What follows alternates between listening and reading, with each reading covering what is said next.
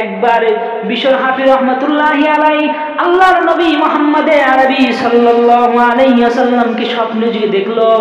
আল্লাহর নবী বলেন, ও বিশর হাফি, তুমি কি জানো আল্লাহ পাক রব্বুল আলামিন কোন আমলের বদৌলতে আল্লাহ তাআলা তোমাকে এই সৌভাগ্য দান করলো? তুমি কি জানো?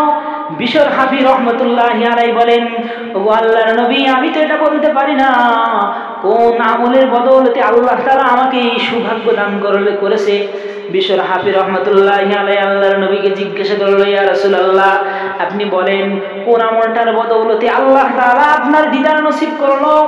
আল্লাহর নবী মুহাম্মদ আরবি সাল্লাল্লাহু আলাইহি ওয়াসাল্লাম বলেন, ও বিশর হাফি, তোমার যে এই দিদার নসিব হলো, এটা হলো আল্লাহ পাক রব্বুল আলামিন তুমি যে আমার সুন্নতের উপরে বেশি বেশি আমল করো, এই আমলের বদৌলতে আল্লাহ তাআলা তোমাকে এই সুনসিব দান করেছেন।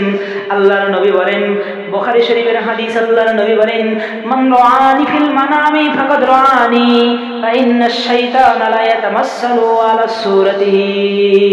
যেই ব্যক্তি ঘুমের ঘরে আমাকে দেখছে, সে আমাকেই দেখছে, কারণ শয়তান কখনো আমার রূপ ধারণ করতে পারে না, শয়তান কখনোই আল্লাহর নবীর সূরত ধারণ করতে পারে না।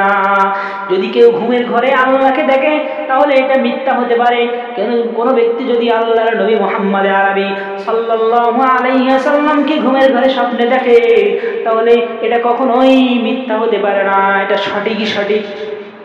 এই জন্য সুন্নতের ঘরে যে যত বেশি আমল করবে আল্লাহ পাক রব্বুল আলামিন তত আল্লাহ তাআলার নৈকট্য অর্জন করবে।